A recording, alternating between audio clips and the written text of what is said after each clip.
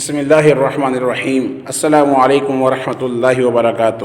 برادران اسلام، آج کی ویڈیو میں بیت المقدس پر اسلامی حکومت کب اور کیسے قائم ہوئی اس کی تفصیلات پیش کی جا رہی ہیں، کیونکہ یہ ہمارے ایمان کا حصہ ہے کہ ہم اپنے قبلہ اول کو دل و جان سے پسند کریں اور اس کی آزادی کے لیے اور اس کی خدمت کے لیے کوشاں رہیں۔ لیکن اس سے پہلے ضروری ہے کہ ہم اپنے قبلہ اول یعنی بیت المقدس کے بارے میں صحیح اسلامی معلومات حاصل کر لیں، اور یہ اسلامی معلومات ہمارے لیے ایمان کی تقویت کا باعث بنے گی۔ آپ سے گزارش ہے کہ اس طرح کی دیگر انفارمیٹیو ویڈیوز کو دیکھنے کے لیے چینل کو سبسکرائب کریں اور ویڈیو کو لائک کریں۔ 17 ہجری یعنی 638 عیسوی میں امیر المومنین سیدنا عمر بن خطاب رضی اللہ تعالیٰ عنہ کے دور خلافت میں مسلمانوں نے فلسطین کو فتح کیا، تو بیت المقدس بھی مسلمانوں کے زیر انتظام آ گیا۔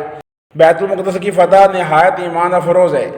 جب مسلم افواج نے اجنادین کو فتح کر لیا تو رومی سربراہ نے سیدنا عمرو بن عاص رضی اللہ تعالیٰ عنہما کو پیغام بھیجا کہ اللہ کی قسم تم اجنادین کے بعد فلسطین کا کوئی علاقہ فتح نہیں کر سکتے، پس واپس چلے جاؤ اور اس سے پہلے جو فتوحات حاصل کر چکے ہو انہی پر اکتفا کرو ورنہ شکست کھاؤ گے۔ آپ نے اسے دھمکی آمیز خط لکھا۔ ساتھیوں نے اسے پوچھا کہ تمہیں کیسے معلوم ہے کہ عمرو بن العاص اس علاقے کو فتح نہیں کر سکتے؟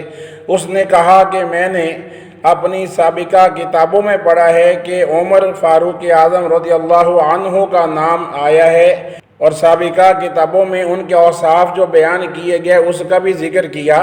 کہا کہ اس شخص کے ہاتھوں بیت المقدس فتح ہوگا۔ ابو عبیدہ رضی اللہ تعالیٰ عنہ نے جیسے ہی یہ بات سنی تو مسکرا کر فرمایا، رب کعبہ کی قسم اس شہر کو ہم نے فتح کر لیا۔ پھر آپ نے راہب سے فرمایا، امیر المومنین حضرت عمر بن خطاب رضی اللہ تعالیٰ عنہ کو خط کے ذریعے تمام صورتحال سے آگاہ کر دیا۔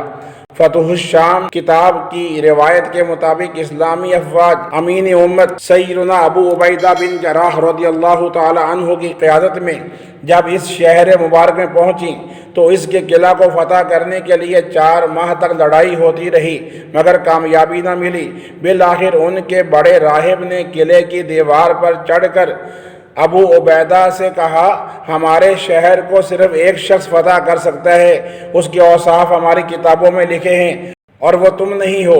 آپ نے فرمایا، تمہاری کتابوں میں اس کے کیا اوصاف لکھے ہیں؟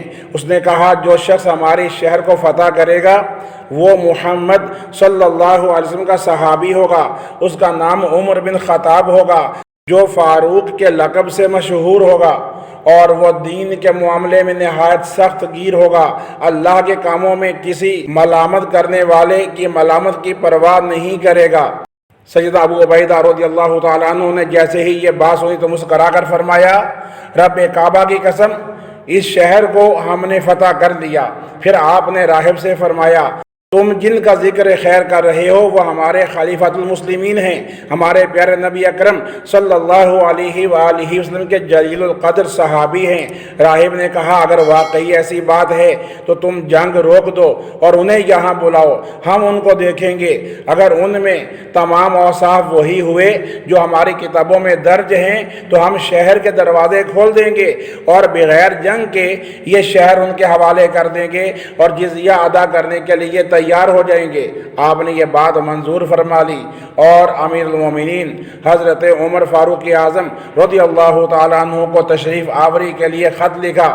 جب یہ خط مدینہ منورہ پہنچا، سیدنا عمر بن خطاب رضی اللہ تعالیٰ عنہ نے شام کا قصد فرمایا، پھر بیت المقدس کے قلعے کے قریب پہنچے تو عیسائی راہب نے آپ کو غور سے دیکھنا شروع کر دیا۔